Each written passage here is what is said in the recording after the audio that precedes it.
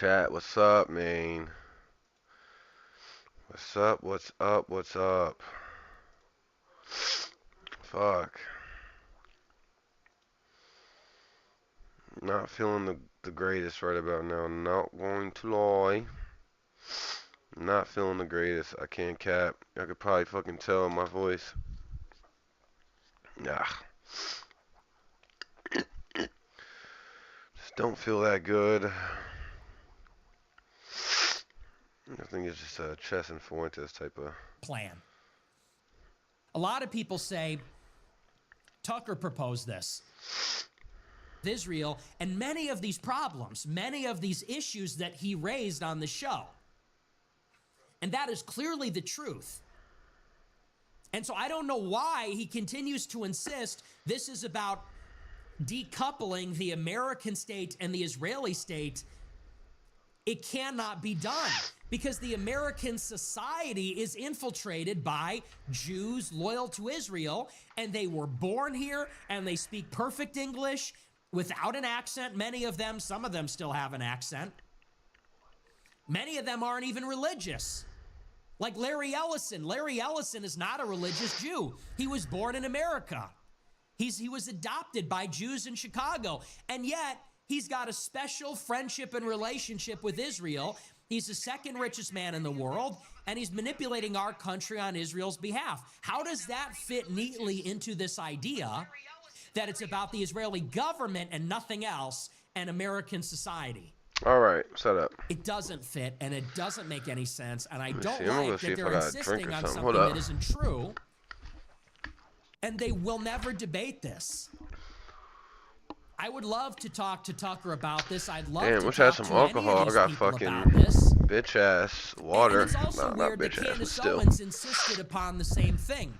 When she finally invited me on her show in June, I just found this interesting. She raised the same exact issue.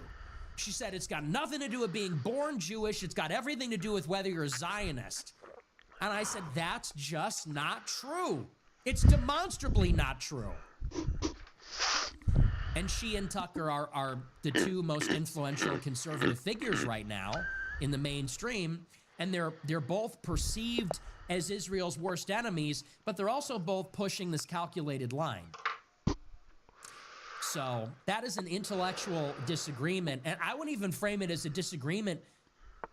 They're either ignorant or they're lying, because what they're saying is not true. And people need to understand this. To understand the scope and the depth of the problem here. And we raised this in the debate with Dinesh D'Souza. A lot of people say, Tucker proposed this. He said, we should register AIPAC as foreign agents. He said, we should get rid of all the dual citizens in America. Okay. Excuse me for that burp there. He says, we should register AIPAC under FARA. We should expel the dual citizens. What do you do about the American Jews that do not have dual citizenship that are still loyal to Israel? How do you explain that? You've got Jews that are born in America. They're 100% Jew. They're proud Jew. They don't have another citizenship. They can't be registered under FARA because they're not being paid directly by Israel.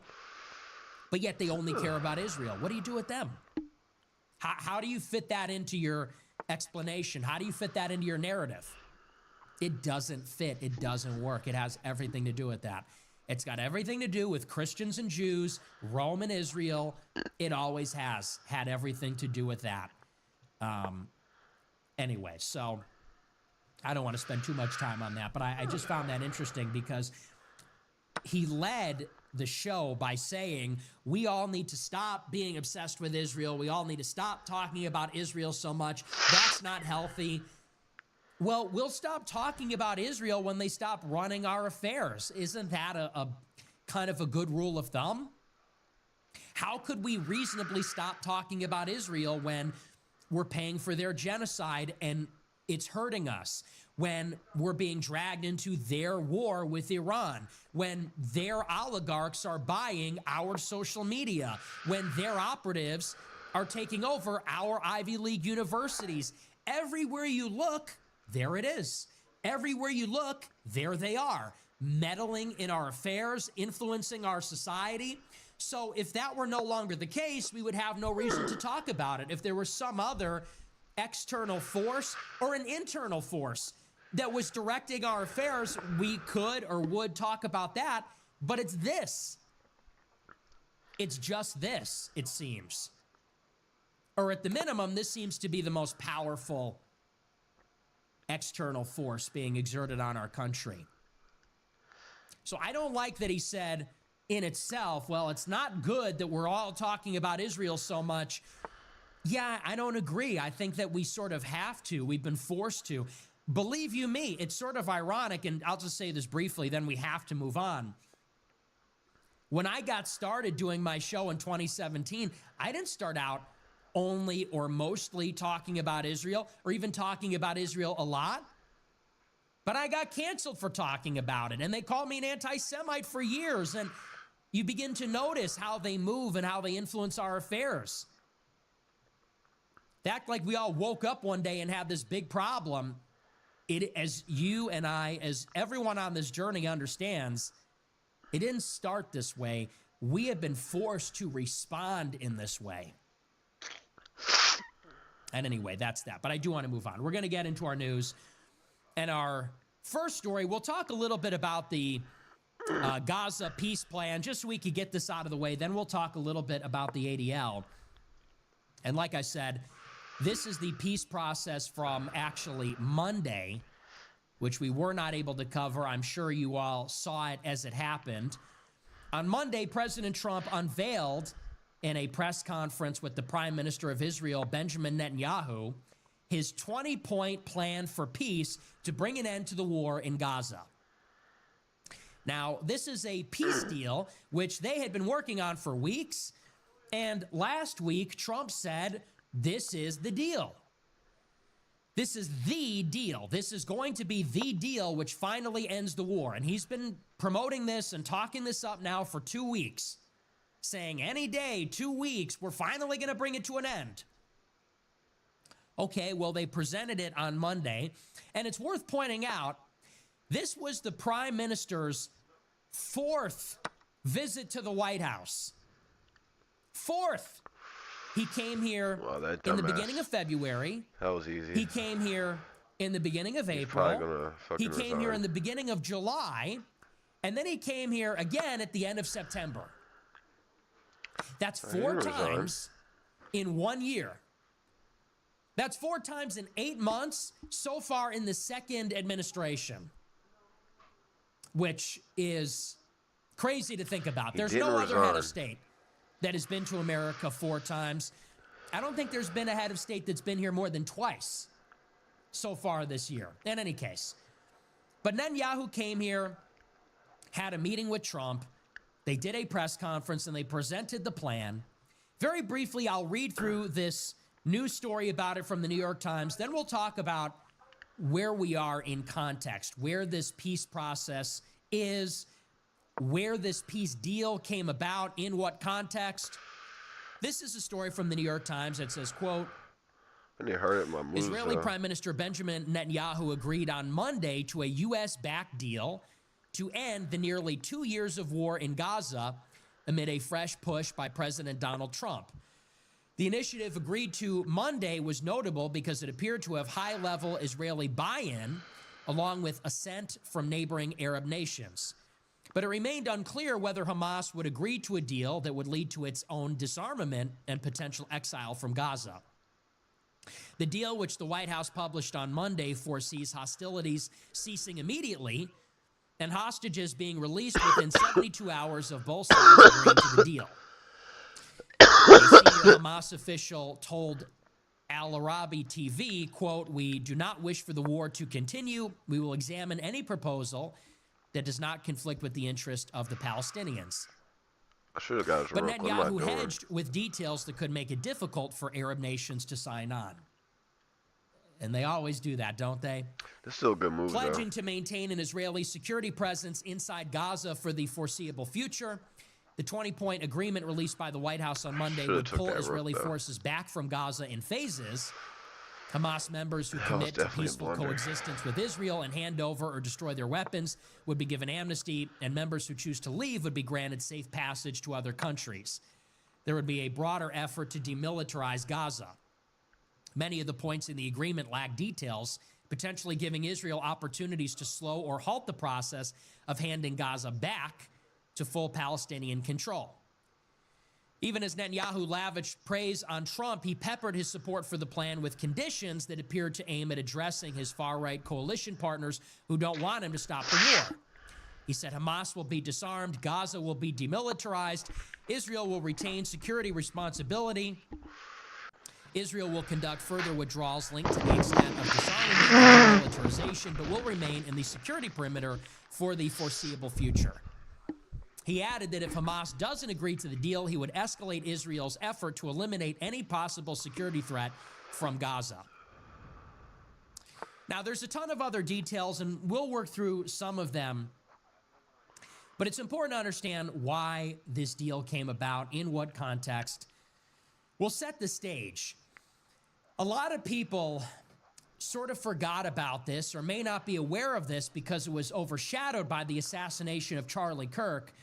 But this huge push from President Trump to bring an end to the war in Gaza started because of Israel's attack on Qatar the day before Charlie Kirk was killed. I remember this. It was on September 9th. I was reporting this. The morning before I Charlie remember Kirk this. was killed, the day before, that Israel launched an attack, a surprise attack, on the negotiators working for Hamas inside of Qatar.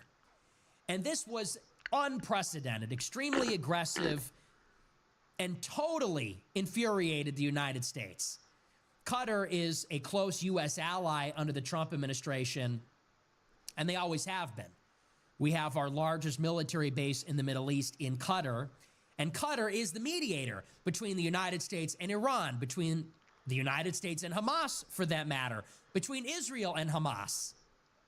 And that is the source of Qatar's influence in the region, is that they are the go-between. Unlike the Emirates, unlike Saudi Arabia and some of the other Gulf countries, the reason that Qatar is so influential is because they have inroads with the Iranians, but they also have a relationship with the United States, the Gulf countries. And so because they have a balanced foreign policy, that is why they are credible mediators. The nation of Qatar is also made up of a lot of Iranian exiles. There's a major connection there as well. And so Qatar, being in the role as the mediator, of course, has to have safe harbor for the negotiators. Hamas's negotiators are living in Qatar. They couldn't be living in the Gaza Strip because Israel would kill them. Israel would go in and hang them. And so how could they negotiate with this militant faction or its representatives? So Qatar gives them safe harbor to negotiate.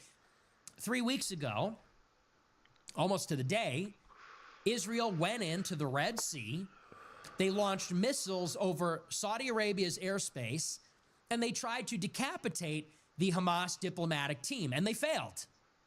Almost everybody in the Hamas delegation survived. But this infuriated Qatar, the United States, and basically every Muslim country in the region. After the attack, the Arab League and the Organization for Islamic Cooperation got together in a joint meeting, and they were all furious, but they could do nothing against Israel and the United States. And they put out a letter condemning the attack and calling for further integration and cooperation between Muslim and Arab countries. That was the Arab-Muslim reaction. Trump was even more furious because he has connections with Qatar. He visited Qatar. Qatar is a U.S. ally. We're counting on them to sort of work on our behalf, mediating many of these conflicts that Israel's involved in. This happens at the same time that we hear word that the Prime Minister of Israel is going around telling everybody, I control America. I control the United States. I control Donald Trump. Within days of the attack on Qatar, Israel began its invasion of Gaza. And they reworked their plan a bunch of different times, but They moved in on Gaza City, which is the last remaining Oh, stronghold of no, it's Hamas not. they I'm a claim. dumbass. There's still hundreds of thousands of people living there. Oh, he It's just the moved it. most Okay. major city, and the most major city in the north, which they're trying to empty out of infrastructure and Palestinians. And over the past 2 weeks, the Israeli army has been razing Gaza City to the ground in an effort to push all the Palestinians to the coast and then expel them. So this is the context. This is the context of the Palestinian peace process in the past several weeks. Israel is moving in on Gaza City Like to maybe I expel the should have went Palestinians. They're bombing an American got the ally. They have bishop. turned the entire Middle East against them. Egypt is now calling Israel an enemy. And Egypt is Israel's first treaty ally out of all the Arab Muslim countries. Back in 1979 is when it was signed. So it's in response to these developments that Trump is furious with Netanyahu. And of course, last week, Trump famously said in the press conference, he said, "I will not allow Israel to annex the West Bank." This is in the middle of the General Assembly in the United Nations, where France, Canada, the United Kingdom, and other countries recognize Palestine. Netanyahu says, "We disregard that. We're going to annex the West Bank and Gaza." Trump says last week, "I've had enough. Enough with this guy." And he literally used the word. He said, "It's enough. It has to stop. I am taking control. I will not allow it." So Trump makes this huge push to finalize the deal. Netanyahu is in America. He's in New York City for the UN. He's got a scheduled trip to the White House on Monday. And this is where Trump gets Netanyahu in the room with Steve Witkoff, his envoy, with Jared Kushner, his son-in-law, with Ron Dermer, Netanyahu's aide, and Netanyahu himself. And Trump says, "I want a yes. I don't want a yes, but I don't want a conditional yes." He said, "Listen, motherfucker, this war is going to end. Enough is enough. I'm the boss, not you. I want you to sign on the dotted line." Now, over the past week, Trump has put together a 21-point plan with the Arab partners, with Egypt, with Jordan, with Turkey, with Qatar, with Saudi Arabia. Trump has put together this deal with backing of all the Muslim countries, all of them. Indonesia, Pakistan, all the important players from the Middle East to Asia, all the Muslim Arab countries are all in on the deal. And Trump calls in Netanyahu and says, "This is what it's going to be." Now, originally, this was a 21-point plan. Point number 21 is that Trump wanted Netanyahu to call Qatar and apologize for the attack, checkmate, which Netanyahu did. And Trump released a photograph of this. Trump is holding the landline handset, and Netanyahu has the phone and is calling up Qatar and apologizing. That's point number 21 crossed off. And Trump forces Netanyahu to agree to the 20-point plan. Brought Netanyahu in himself and said, "This is the way it's going to be. All the Muslim countries agree. I'm taking charge on this. That's how it's going to go." Now, what is the general shape of the deal that was presented hours later at the press conference? These are the contours of the deal. It says that Hamas is going to give up all the hostages within 72 hours. It says Hamas is going to lay down their arms, and then they'll be given safe passage to another country. Yeah, he's literally cooked right here.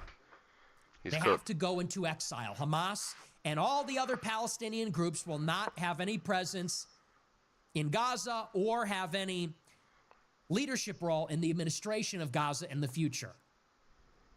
After this is done, the Gaza Strip will be completely demilitarized.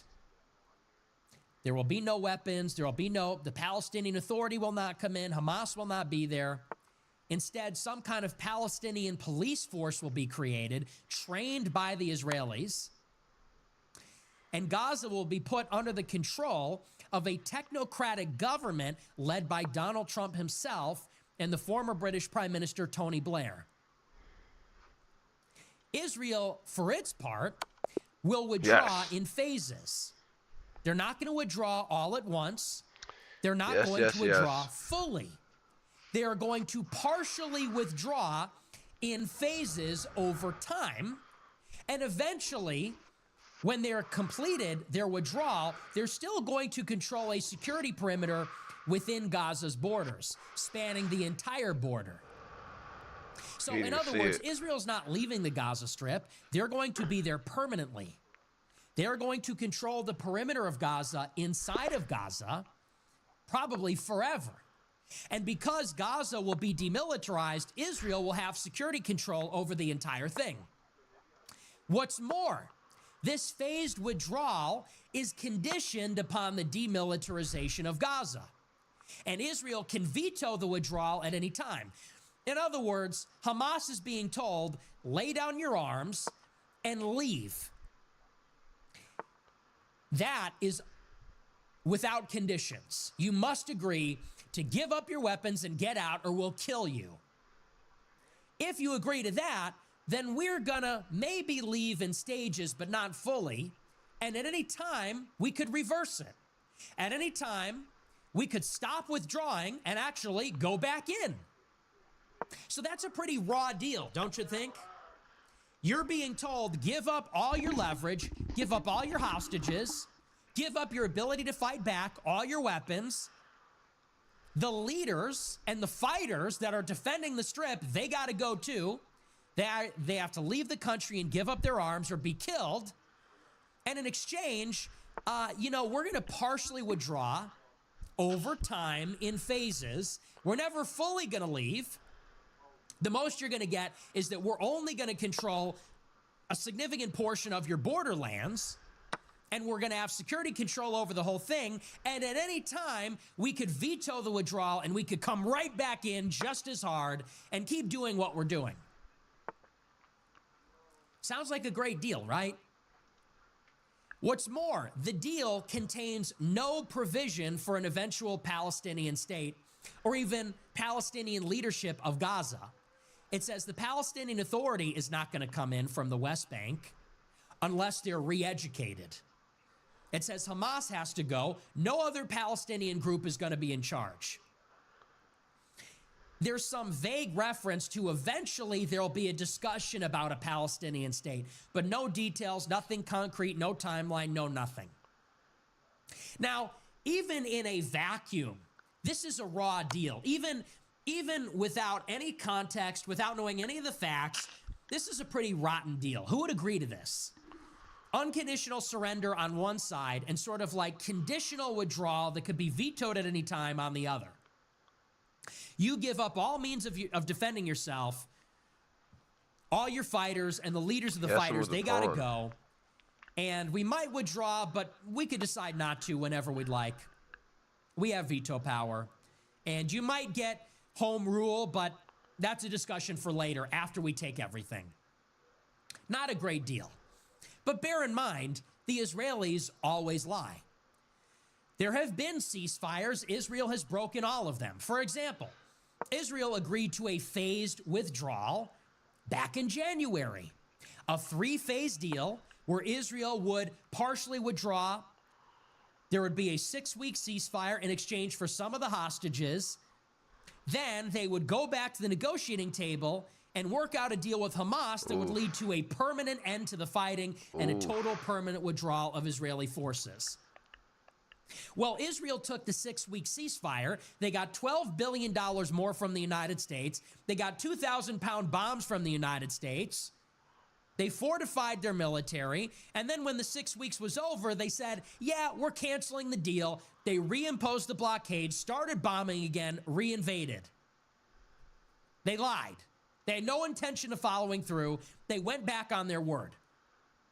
Also, what is the war? This is a war of extermination. What they're doing in Gaza City right now is they're literally razing the city to the ground. It's not like they're going block by block and killing terrorists, which is how they're representing it. They're going block by block, taking the city back from Hamas. No, they're taking control of the city, and the parts they have, they're leveling all the infrastructure with bulldozers. They're bringing in heavy construction equipment, and they're demolishing everything. So clearly their intention is to just take all the land, reset it to zero, declare it as theirs, and then they're going to build a new city there for the Jews. They're going to bring back the settlements. Jewish settlers will plant their flag, and they're just going to call it Israel. That's obviously what they're doing. So think of it. They always go back on their word. They've broken every deal they've ever agreed to. They lie as a point of their policy. And what they're in the process of doing right now is raising the entire territory and planting their flag. And Hamas and the Palestinians are supposed to agree. They're supposed to lay down their weapons and split and trust that Israel will not veto their own partial withdrawal. It makes no sense. Now, what if I told you that those most egregious points of the deal were not part of the deal last week? That conditional withdrawal, partial withdrawal, those were last-minute modifications that Netanyahu insisted upon on Monday. So Trump gets this snake in the White House with the whole team and says, I already have the backing of every Muslim and Arab country. They are all in agreement. Hamas is favorable to this. Qatar, Saudi Arabia, Egypt, Turkey, Jordan, Indonesia, Pakistan, everyone agrees. Now you need to sign on the dotted line, just say yes, no conditions. Well, it's Israel, so of course they could do whatever they want. Netanyahu insists that we include that veto and partial withdrawal, the conditional withdrawal with veto power that is only partial. This is a last-minute modification. Trump doesn't run it by everybody. Qatar finds out about the modification and says, you can't release this. We don't agree. Qatar says this is not the deal we agreed to. This is not what was shown to us. This is not what we conveyed to Hamas, which was happening at the exact same time simultaneously. Qatar says, you can't release the deal. We got to workshop this. This is unacceptable. Trump ignores them and takes it live with the press conference an hour later. Another screw. This is what they do. This is how they operate. And this is all reported, by the way, in Axios. I'll read this article to you. It says, quote, the Gaza peace plan that President Trump presented on Monday contains significant changes requested by Prime Minister Benjamin Netanyahu, infuriating Arab officials involved in the negotiations. The deal now before Hamas is significantly different than the one the U.S. and a group of Arab and Muslim countries previously agreed upon due to Netanyahu's intervention. He managed to negotiate several edits into the text, in particular on the conditions and timetable for Israel's withdrawal from Gaza. The new proposal ties Israel's withdrawal to the progress of disarming Hamas and gives Israel a veto over that process. Even if all conditions are met and 3 phases of withdrawal are completed, Israeli forces will still remain within a security perimeter inside Gaza until Gaza is properly secure from any resurgent terror threat, which could be indefinitely. So it's a phased, timed withdrawal. Even when it's completed, it's only partial because they'll still be inside of Gaza. And at any time, Israel can veto this and go back in. Even when all is said and done and it's all finished, they can always change their minds and go back in. That was their last-minute modification. It goes on. It says, officials from Saudi Arabia, Egypt, Jordan, and Turkey were furious over the changes. The Qataris even tried to convince the Trump administration not to release the plan on Monday over those objections. The White House released it anyway and pushed the Arab and Muslim countries to support the plan. And in the end, the Arab and Muslim countries, they did not endorse the plan. They said, well, we welcome the plan. I said, we welcome the plan. This is as good as it's going to get, but they stopped short of fully supporting it. over and over. This is the same story over and over again. This is the rigmarole when you deal with Israel and the Jews. It's always like this. And what's amazing is that this has been going on for like 80 years. This has been going on since the 1948 ceasefire. It's been going on since the 1967 to 73, no peace but no war. It's been going on since Camp David, since Oslo. This is how they have always been. This is how they always operate. But it is obfuscated by the fact that it's so detailed. In a year, are you going to remember these details? No, and nobody's going to. It's going to fade away into the long history of Israel-Palestinian conflict and negotiations, and Zionist opinion makers, Zionist sources will lie about what happened on Monday. They're going to say Israel offered peace, but they rejected it. And over time, it'll fade away, and people forget that no, everyone agreed to the peace plan.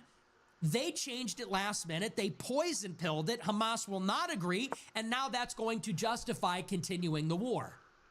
Hamas can't agree to this deal. The Arabs and Muslims don't agree with this deal. And Netanyahu's going back to Israel. Oh, slipped through our fingers again. Trump tried to nail him down, but he slipped through our fingers again. Now he's back in Israel. And what do you think they're going to do? Well, we already know. After this deal was presented, Israel comes in and they're bombing Gaza harder than ever. They're bulldozing the city, waiting to hear back from the Palestinians. The Palestinians will reject it.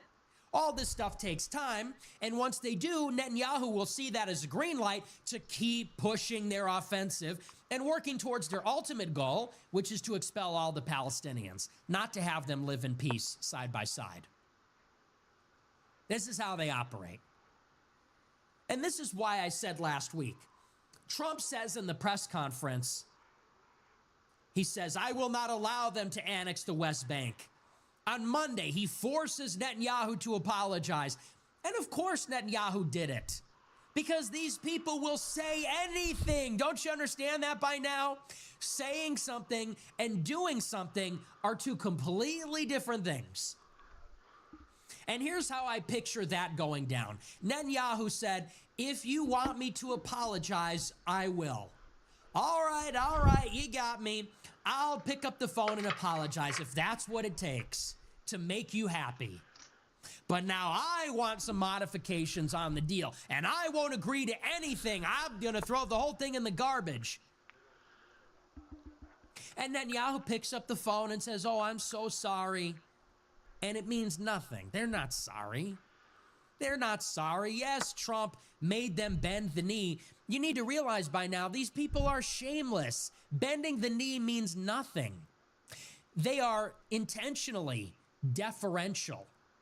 They give a false deference to this president. They flatter him. They tell him, you're the most pro-Israel president. America's the greatest, because they're without shame. That is how they operate. They will tell you what you want to hear. They will prostrate themselves. They will defer. They talk.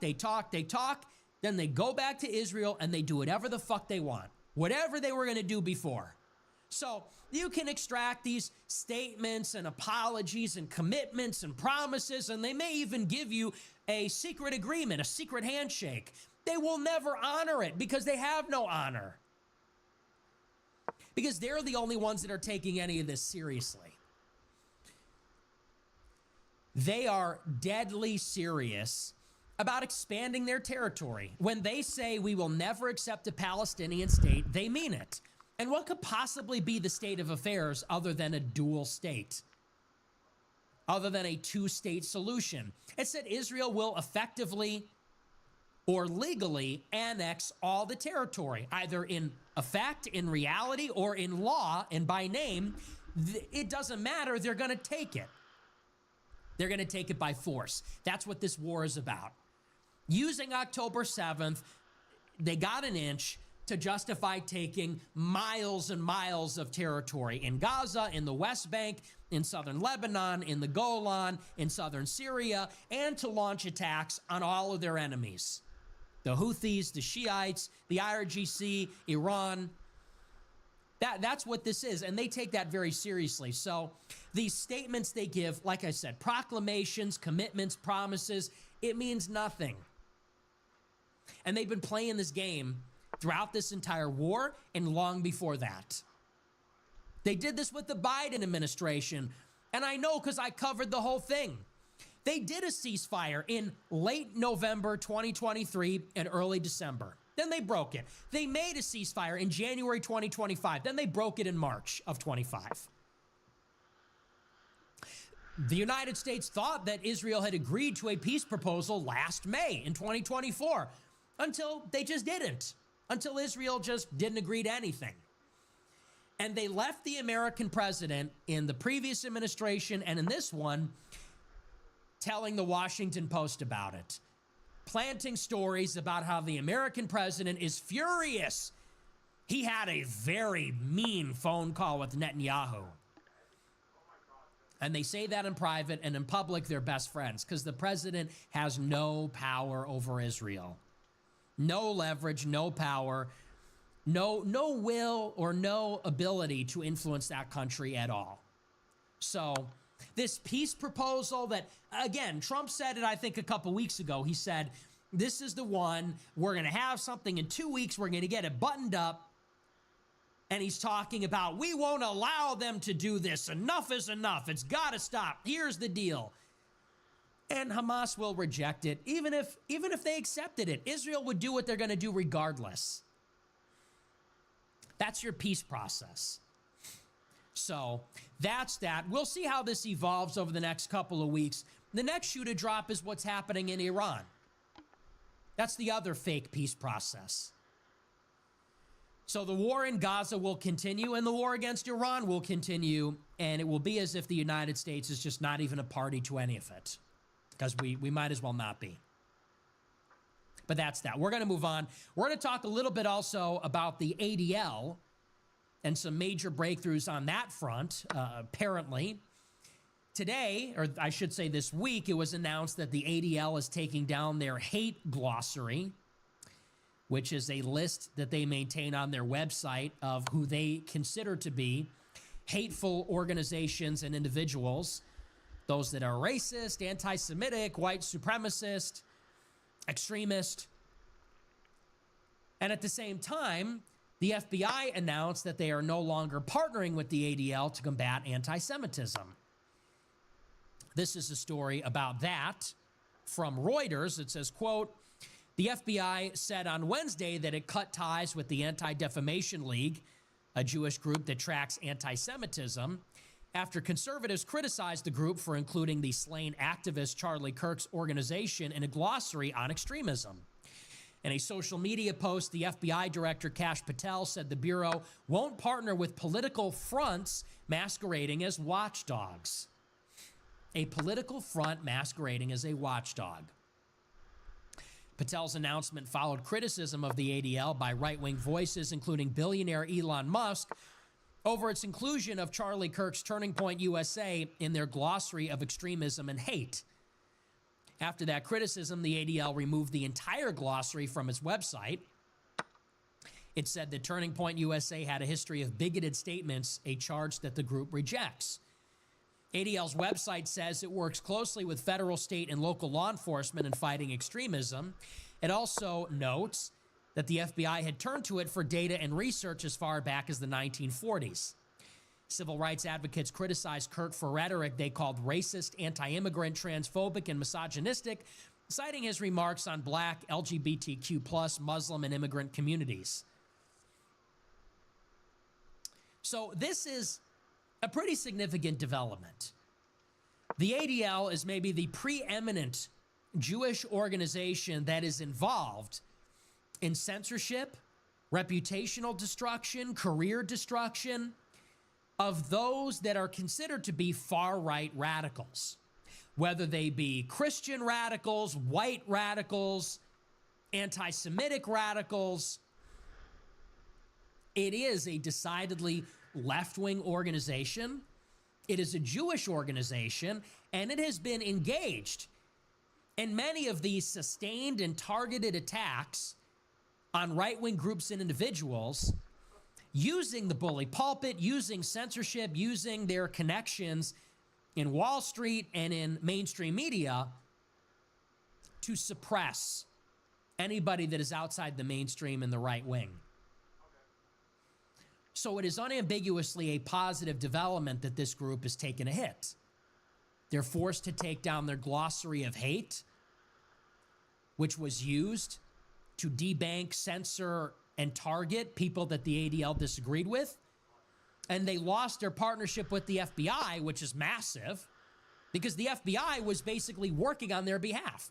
The FBI was investigating and, in a sense, persecuting the political opponents of left-wing American Jewry represented by the ADL. And let's just first talk about what the ADL is. Let's just talk about who they are and where they come from. They're called the Anti-Defamation League, which is a bit vague and a bit strange also. Many groups, they sort of contain the fundamental conceit in their name. The Republican Jewish Coalition, the RJC, is a coalition of Republican Jews. And AIPAC, American Israel Public Affairs Committee, is a public affairs committee that is in favor of the U.S.-Israel relationship. It's right there in the name. Anti-Defamation League. They're a league that is against the defamation. Defamation of who? Defamation in general? Of what? Of who? They were created because of the accusations against an American Jew by the name of Leo Frank, who is accused of raping and murdering a little girl in America. And this is a time of many charges like this against Jews, like the Dreyfus Affair in France, Leo Frank Affair in the United States, where Jews, like blacks and like other minority groups, were being accused of things, and those respective communities claimed that this constituted a defamation. The charges against Jews or blacks or other marginalized groups constituted a form of defamation. That's what they said. I'm not saying that. That's what they said. That's where the name comes from. They said Leo Frank was defamed as a killer, pedophile, rapist because he was Jewish. That was a defamation of Jews as a group because they're marginal. In the same way that blacks are defamed, in the same way that other ethnic, racial, religious minorities were attacked on the basis of their minority status, they're being defamed as criminals, rapists, murderers, whatever. Of course, Leo Frank was most likely guilty, but that is where the name comes from. So the Anti-Defamation League is born, and it is a subsidiary of the B'nai B'rith, which is an international Jewish society. It's a Jewish group. But Jewish is not in the name. It is a Jewish group. And if you read their mission statement, it says that they're dedicated specifically to fighting anti-Semitism, building up the Jewish community, and defending Israel. And they're explicitly born of the international Jewish community, part and parcel of the Jewish community. They're considered a Jewish group and a constituent member of the Organization of Major American Groups. Okay? That's what the ADL is. Now, let's also consider the context. You have a lot of Jews in America. Where did they come from? As we all know, Jews started pouring into America in the late 19th and early 20th century through Ellis Island from Eastern Europe. They were segregated, they were persecuted, there were pogroms in Russia, there was the Pale of Settlement, they were separated from everybody, and they were poor. So they came to America, like the Slavs, like the Southern Europeans. That's where they came from. And during this time, there was a lot of anti-immigrant sentiment. There was a lot of racist sentiment against all the immigrants, against the Jews, against the Italians, against the Irish, against blacks. This is the era of Jim Crow. This is the era of the Ellis Islanders versus the nativists. And at this time, there was legal discrimination against the Jews. They were kept out of universities with quotas. They were excluded from other organizations, fraternal organizations, other parts of elite society. Why does this matter?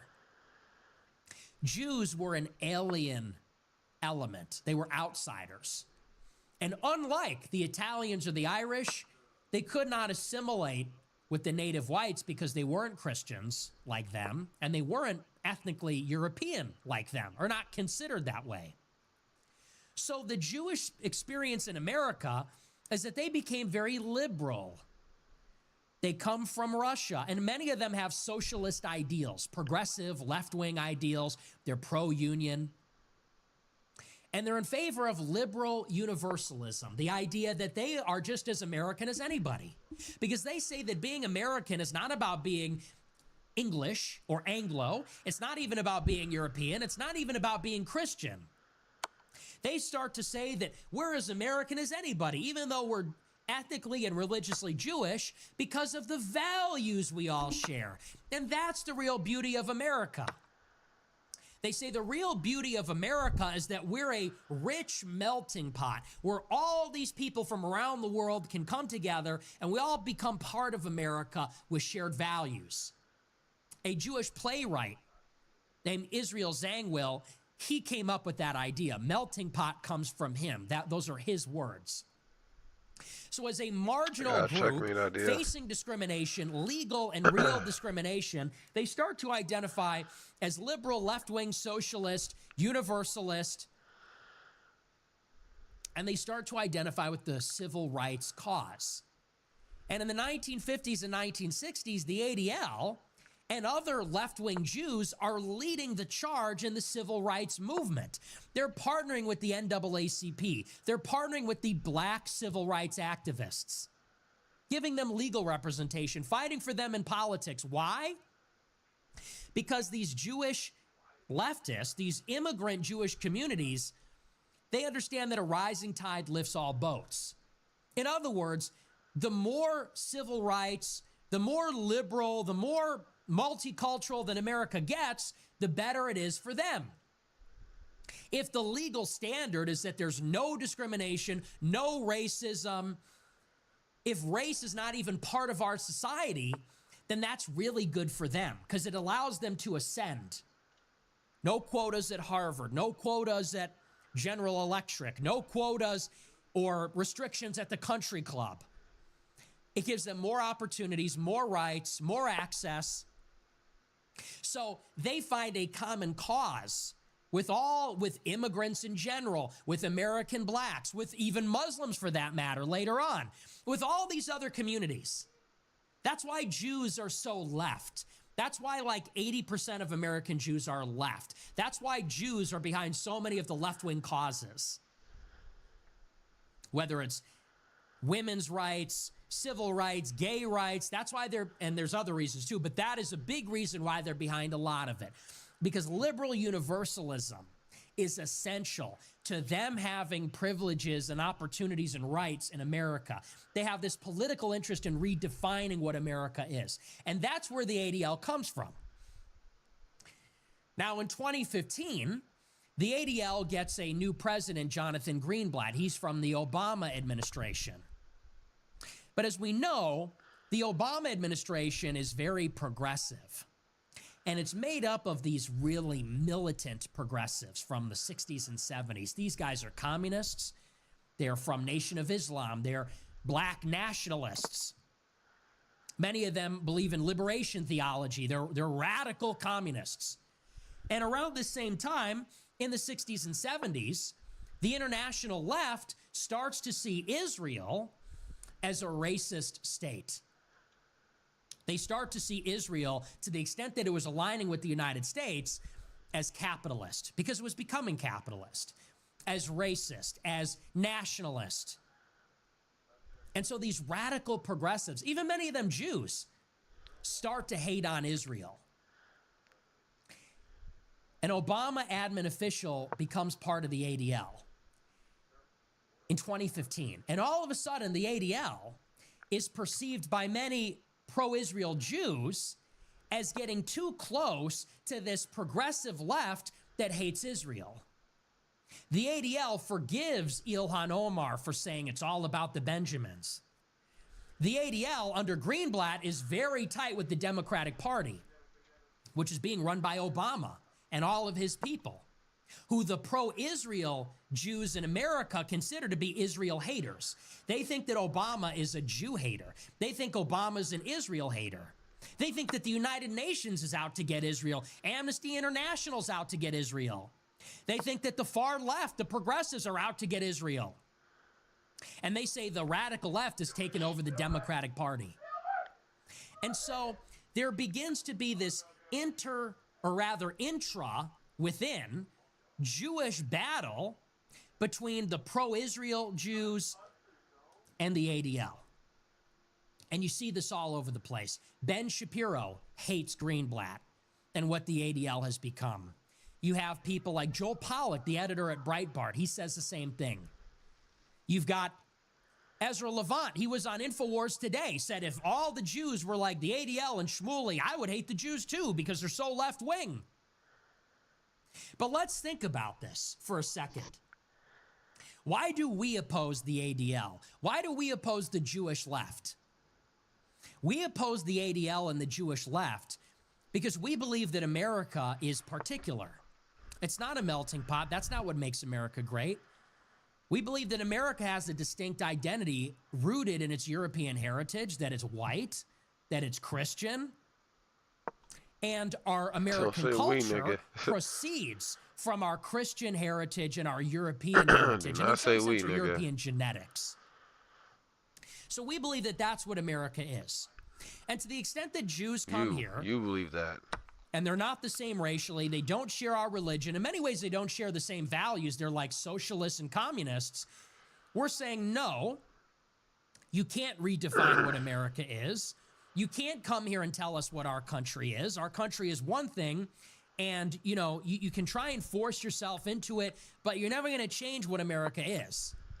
This is the tension between the white right and the ADL, the Christian identity movement and the ADL. This is why the ADL hates the far right. Because the far right, to the extent that it's made up of traditionalists, traditional Christians, traditional Americans, white identitarians, we're trying to preserve America. And we're saying that what America is white and Christian. And the ADL, to the extent that they're an advocate for the Jews and the marginalized immigrant Jews and all the other marginalized racial, ethnic, religious minorities, the ADL is saying, no, that's an extremist viewpoint. America's for everybody. It's not just for whites. It was never for whites. It's not just for Christians. It's for everybody.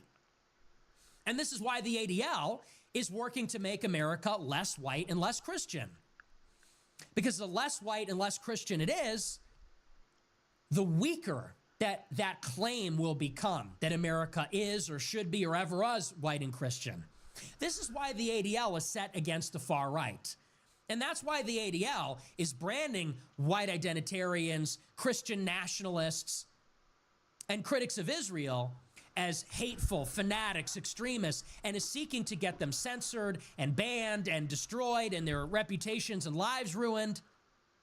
That is our opposition to the ADL. That's why the ADL considers us to be beyond the pale. Because for 100 years, they have been advocates for a multicultural, multiracial, multi-ethnic, religiously pluralistic American society on behalf of the immigrant Jews, on behalf of the eternal wanderers, those that are not assimilable. And to the extent that they're speaking on behalf of blacks and Muslims and gays and women, it's again because a rising tide lifts all boats. They want to push back in as broad a possible way a united front against the dominant white Christian majority, which has the ability to keep all those groups down. But here's the rub. So the ADL is kicked out of the FBI, and they're forced to destroy their hate glossary. But this development is being celebrated by Jews. I'll give you a quick list of them. A group called Beitar USA celebrated the announcement. This was their tweet about it.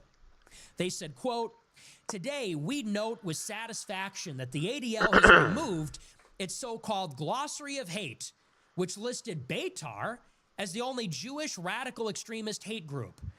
We were placed alongside groups like Turning Point and others, a company that further exposed the ADL's bias.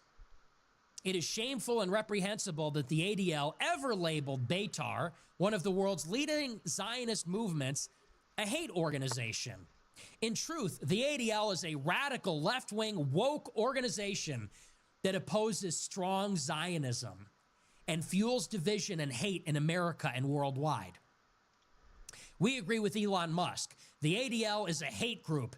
At the World Zionist Congress, we will advance resolutions to formally declare the ADL a radical hate group hostile to the state of Israel. Founded by Zeev Jabotinsky in 1923, Beitar has stood proudly for Jewish pride, Zionism, and self-defense for more than a century. So how do you explain this then? The ADL is a Jewish group in defense of the Jews against defamation, legal restrictions, quotas, etc. But other Jewish groups are calling the ADL anti-Israel, hostile to Israel, labeling Israeli Jewish groups as hateful. How do you make sense of this? Lol. Well, it basically comes from within the Jewish community, two ideas of how the Jews are going to survive in a world that hates them. And that's their perception. Two competing ideas. There are Jews in America that say, look, we like America. We want to live in America. We want to live in Europe. And yeah, we want to live in Israel too. And in order for the world to be safe for Jews, we need the whole world to embrace this liberal universalist ideology. How can we inoculate the world against anti-Semitism? What's the solution to the Jewish question? We have to make the whole world post-racial, liberal, religiously tolerant, because if the whole world, led by the United States, shares these global values, then we will be safe, we can ascend, we can protect ourselves through the legal process.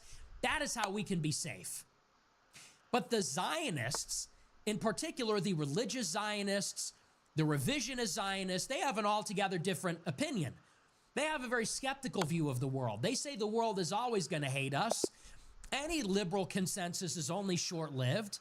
Eventually, on a long enough timeline, they're going to try and kill us again or persecute us again. They believe the only way for Jews to be safe is for them to have a strong country, for them to have their own country in the Middle East, for them to have nuclear weapons, a powerful military, a big, in terms of population and landmass, a big, strong, powerful country, a country defined as a Jewish nation, an ethno-state, a country of, by, for Jews, a powerful country. And that's the only way we're ever going to be safe, is to be nationalistic and muscular. Now, you are starting maybe to see the tension because there's a contradiction. They can't really do both. Because in order for Israel to be strong and powerful, they have to embrace a particular Jewish identity to the exclusion of all the others. The Israeli government has to say, this is a place for Jews, only for Jews. This is a Jewish nation. It's not a liberal nation for everybody. It's a nation for Jews, by Jews, for Jews, Jewish values, ethnic Jews. That's who it's for. And we're going to kick everybody else out. And if you're not on board with that, we're going to kick you out. And we're going to violently and aggressively pursue our interests, like in the West Bank, like in Gaza. We're going to push you out. We're going to take more land. We're going to bomb our neighbors. We're going to make you submit to us. Meanwhile, in America, the ADL is saying America's for everybody. America's liberal. We don't agree with the particularism like that. We don't agree with ethno-nationalism. There's this tension. And that is why many of these pro-Israel groups are so happy the ADL is receding. That's why they're calling them woke. Because in their own words, they say the ADL is hurting strong Zionism. And why do you think that is? It's because the American left and even the European left, they're backing the Israeli left. The Israeli left that wants to make Israel left-wing like America, liberal like America. It's a division that runs through American Jewry and Israel also. And there's even a big debate about this in the in a forum for Jewish organizations. This is a story from the Times of Israel in 2018. It says, quote, last year, the Conference of Presidents of Major American Jewish Organizations updated its secret rules to ban insults, ad hominem attacks, and name-calling among member organizations and instituted a special committee to consider complaints in strictest confidence. The committee met to hear complaints. All parties agreed. The session, all parties agreed, devolved into insults, attacks, name-calling. 3 U.S. Jewish organizations, the National Council of Jewish Women, the ADL, and the Hebrew Immigrant Aid Society, accused the Zionist Organization of America of inappropriately criticizing them.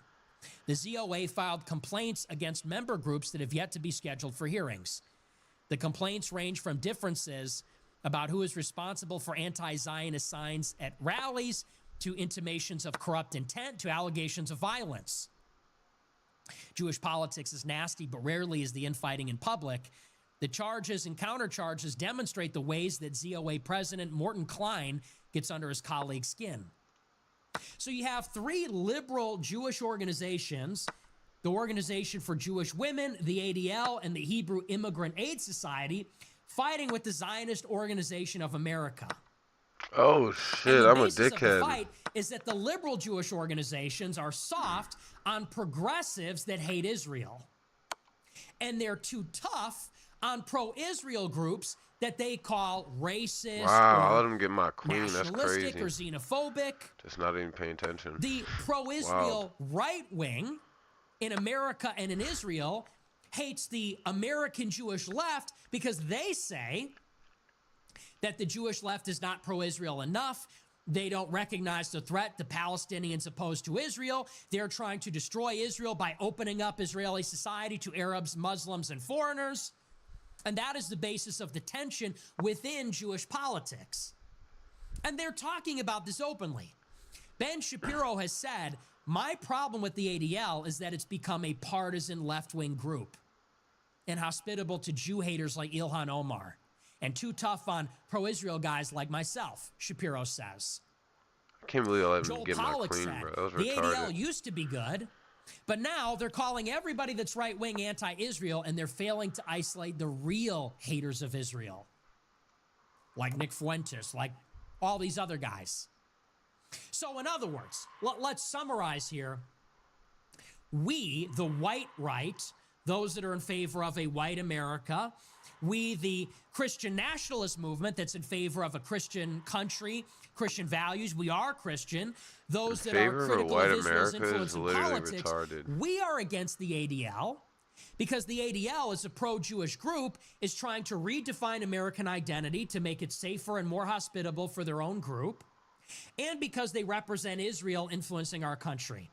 And on that basis, they're censoring, suppressing, fighting against traditional Americans, traditional white America, Christian America, independent from Israel.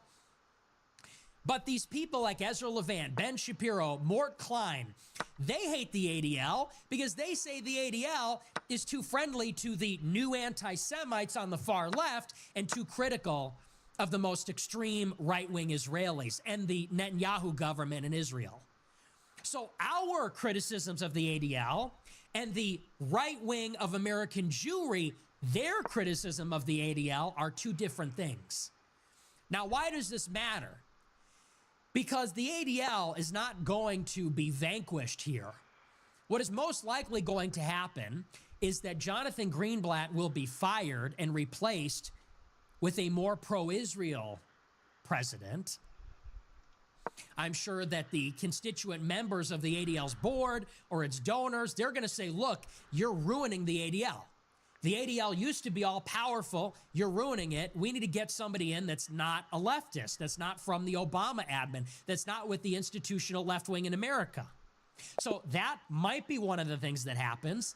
The other thing that has already happened is that the ADL is being replaced with a different species of Jewish organization. What are they? I'll give you examples. Beitar is one of them.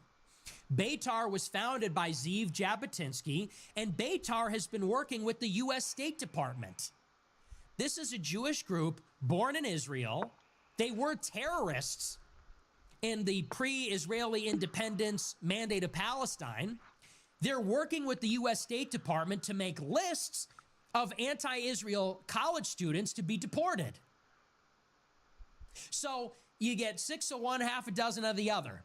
You get the ADL working with the FBI, or you get Beitar working with the State Department. You get the ADL directing the FBI to attack white supremacists and racists, or you get Beitar to direct the State Department to deport the pro-Palestine guys, the Muslims. Canary Mission is another. Canary Mission creates lists of students that have protested Israel in favor of Palestine. They're running those names up the flagpole to get them deported. Canary Mission is an Israeli outfit. Beitar is an Israeli outfit. They have a line to Marco Rubio because Rubio is supported by pro-Israel Jews like Miriam Adelson, who's in bed with the Republican Party. It's a different faction. Now, I would say that on net, it is probably a good development. Kicking out the ADL, look, the ADL was suppressing white nationalists, white identity, Christian nationalism, the far right. They were doing that in an ideologically liberal way. These are part of the American left. These right-wing Zionist organizations, they're really going in more on the third worldists, the Muslims, the progressives, the far left, that is specifically hating on Israel. The far right sometimes hates on Israel. A lot of the far right is quietist about Israel.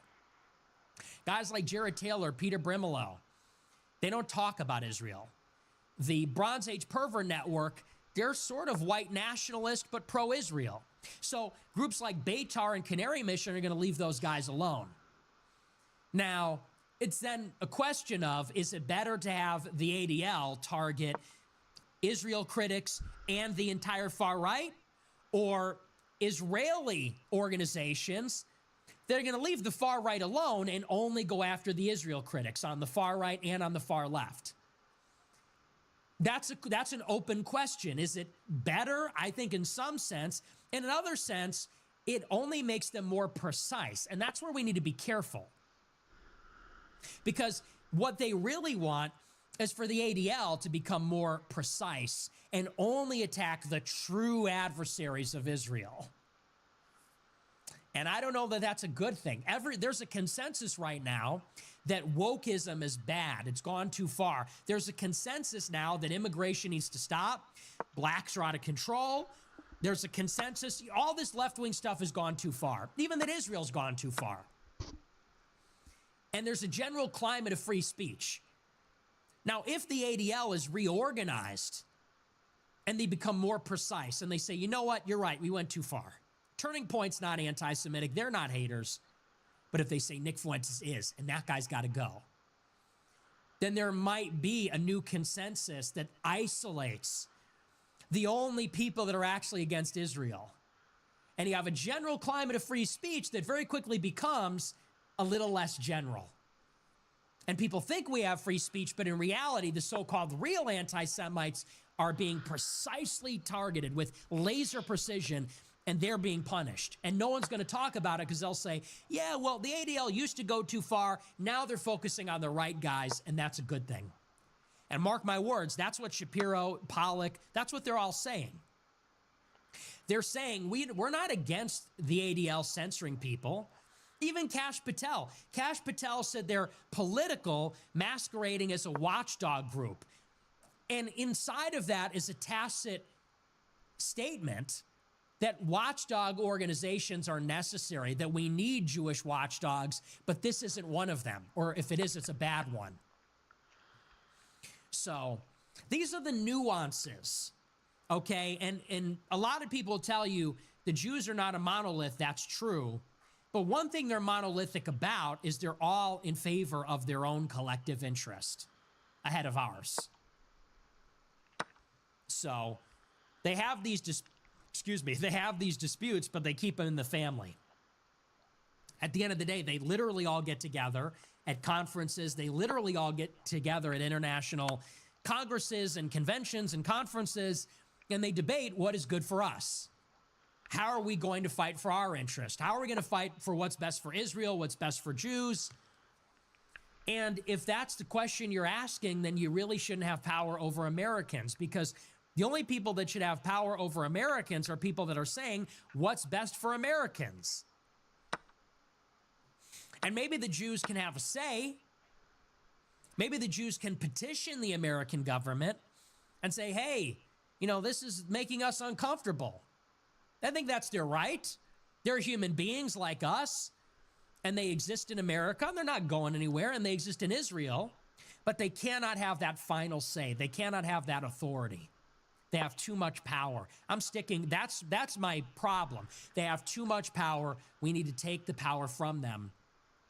And it doesn't mean we're going to hurt them. It doesn't mean we're going to be cruel towards them. It doesn't even mean we're not going to listen to them. But it means they just can't have that final say. They can petition for their grievances like every other minority group, like every other special interest. Special interests have a place in America. You know, we want to hear from, let's say, black people. Black people are a distinct part of America. They're distinct from the rest. So are the Jews. So are, in a sense, Catholics. They should petition an all-American, all-Christian government about their grievances. They should not have the veto power over who gets a Twitter account, who gets to exercise their right to speak freely, who gets to hold or run for office, and all the rest of it. So, anyway. So, 2 cheers for the ADL's disempowerment. It is unambiguously, in my opinion, a good thing, but mixed feelings about it. You should see it as a red flag that pro-Israel guys are cheering this on, because it only means they're going to get replaced by a pro-Israel group as opposed to a Jewish leftist group. But they're not that different. All right. With that being said, we're going to move on. We're going to take a look at our super chats. We'll see what you guys have to say about all this. Let's take a look. Let me get set up here. Get my headset on.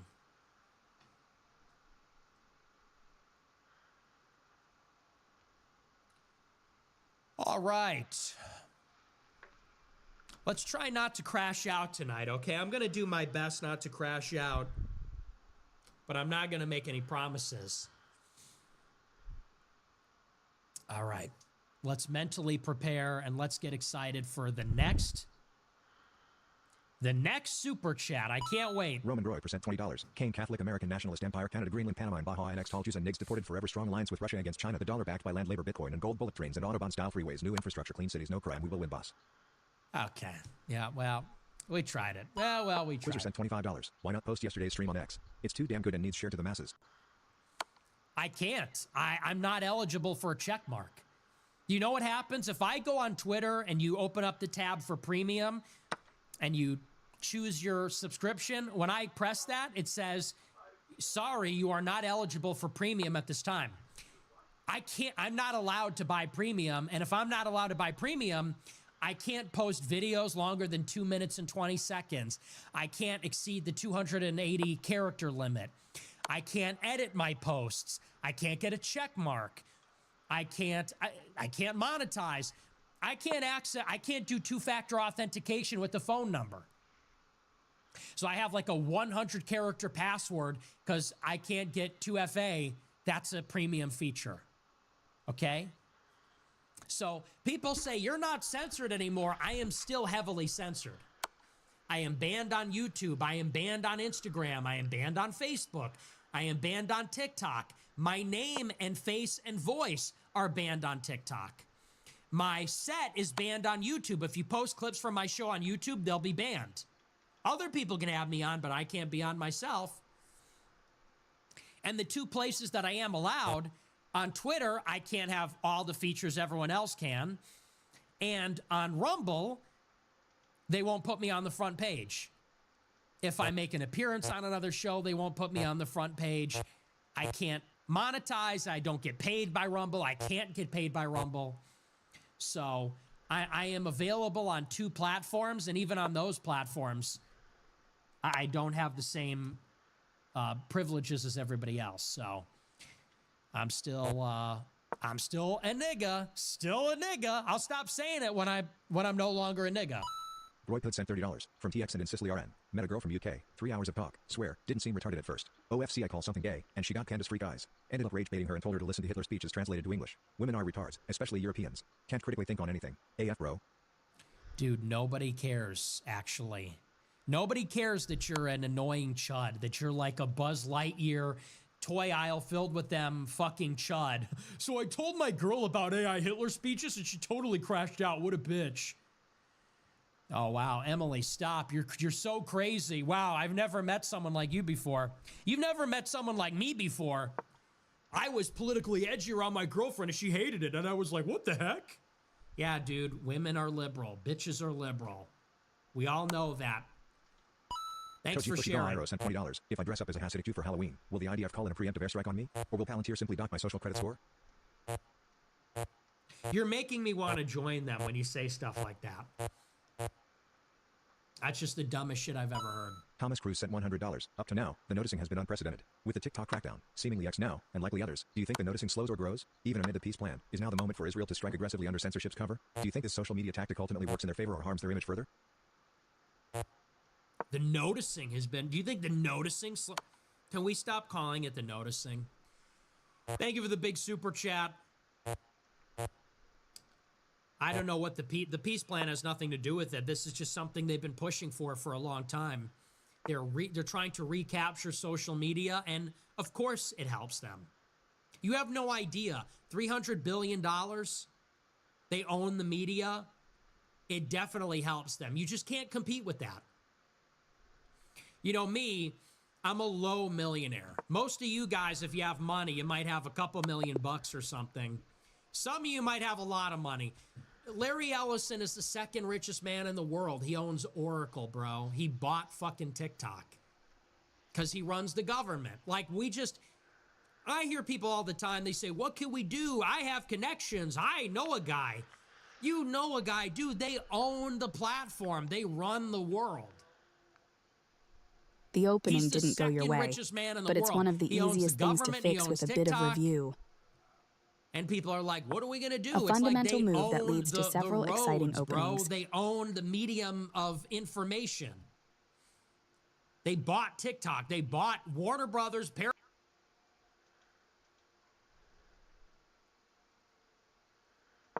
Responding with a fundamental move.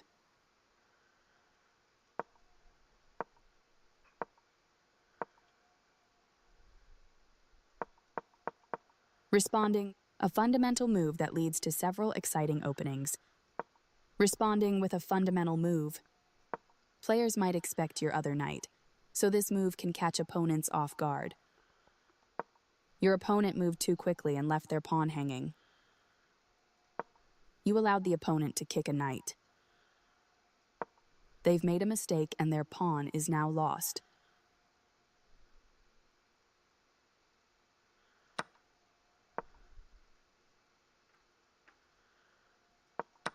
They've made a mistake and their pawn is now lost. You had a better option, but this is not bad. They missed a chance to tactically win a knight.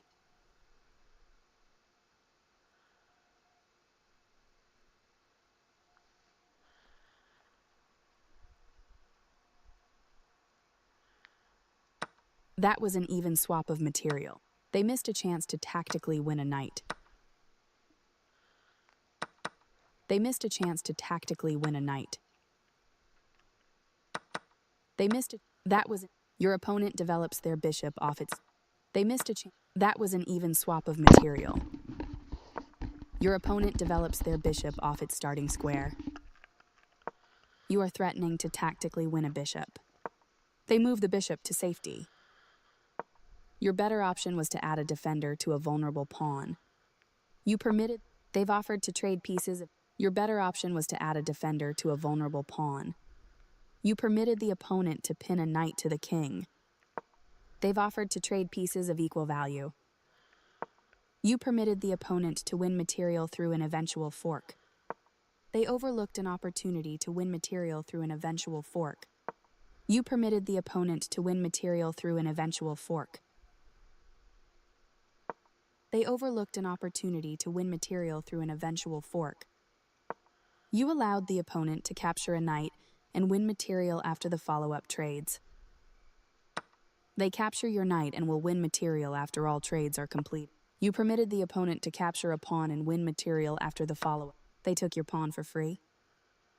You're kicking their knight out of a use. They took your pawn for free. Okay. You're kicking. They took your pawn for free. All right.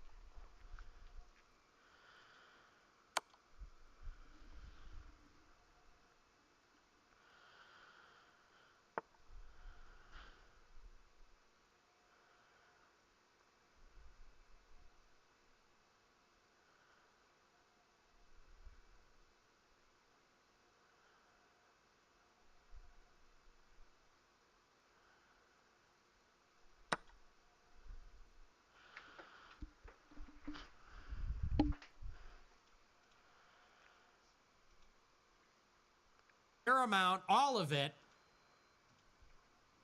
and they run the White House. So there's not much you could do at that point. At a certain point, they just have all the cards. And you got to regroup and figure out the next vulnerability, the next, Death Star trench run. It's sort of like the Death Star. People say, well, why bother then? because they're not all powerful. They're very powerful. They're not all powerful. And they make mistakes like anybody, and they have blind spots like anybody. And so it's like anything. It's like any conflict. It's like any security dilemma. They build the better mousetrap, and then we poke around and find the vulnerabilities. They cover them up, and the process repeats itself. So it's like any battle, and it's still worth fighting, but it's very difficult because they hold all the cards. Alexander sent $20. Hi, Nicholas. If I sent some drawings to your P.O. box at some point in the future, would you actually see them? Thanks. Please don't send Mark me Salmai sent drawings. $25. Albanians have assimilated well in this country, and we contributed greatly to Western civilization. Constantine the GR, the Roman emperor who legalized Christianity in the Roman Empire, was Illyrian. Albanians in antiquity. We're definitely not Slav monkeys. Love you, Lil Half-Breed Beaner Greaseball Candida Handheld Dick. Okay. Yeah, that's just cope. I mean, the sad thing is you have Italians and Germans are debating each other. Who's greater, Hitler or Caesar? And then the British come in. We own a quarter of the world. And then the French come in. We have the Sun King. And then you have these like Slavic people. Actually, we invented everything. And it's proper to call them Slav monkeys because they have the same like we was thing that blacks do. Albanians were the first humans. Albanians built the pyramids. It's like, bro, no, you didn't. No, you didn't. Okay. You're in a tracksuit. You're wearing a gold chain. You are mystery meat. No, you invented nothing. Good boy sent $100 for the pumpkins. Stay safe, brother. Thank you for the big super chat for the pumpkins. I appreciate it. Nuan sent $25. Baron Trump shut an entire floor down at Trump Tower for a date. Bruce Wayne Typora. And WTF is up with your thumb bro shit's doing a backflip. Yeah, it's crazy. That was, I told you, somebody said, you know, Barron has more aura than you. I'm like, his dad's the president and his mom is a model. Like yeah, that's true. Like he wins that one. And then the next day shuts down a whole floor of Trump Tower. It's all solid gold. Like bro has infinite aura. It's not fair. You know, bro skipped having a billionaire president dad day at the gym. Just go up and talk to her. Just work on yourself. Just go to the gym. Get 8 hours of sleep. Have you tried intermittent fasting and walking? And what's the new drug, retatrutide or something? It's like, yeah, I guess I skipped having a billionaire president dad day at the gym. I guess I missed 6-8 day at the gym. Nickerson sent $30. Your super chat hour reminds me of a Norwegian show A-log where retarded and autistic people get to interview celebrities and politicians. I don't know what that is, so. Adavism sent $20. Did you hear that Ethan Ralph has a third baby mama lined up? Do you give your blessing to name it Nicholas? He was musing about it on stream and said he would leave it up to you. His Candace Owens coverage has been great, by the way. When are you going back on the kill stream? Probably never. You know, what happened with Ethan Ralph, I don't really hold it against him because he has no self-control. He did betray me, but he was on drugs at the time. He betrayed me deeply, even though I gave him a chance repeatedly, and he was on drugs and alcohol at the time. And, you know, I would probably not have a problem with him, but here's the issue. He doxed like 5 people and destroyed their lives. So I can't forgive him on their behalf. And their lives were ruined because of their proximity to me. And they landed on their feet. I mean, they're okay now, but Milo, who used to work with some of the Groypers, gave their names to Ethan Ralph. He doxed them on Twitter. One of them worked at a Catholic church. One of them is the most pious Catholic you've ever met, one of the nicest guys you've ever met. This guy lost his job. That's Milo, your Catholic. Okay? And, you know, he makes a lot of claims. It is what it is, but he just can't call himself Catholic. He worships the devil. And he has no right to call himself a Catholic. He's a piece of shit.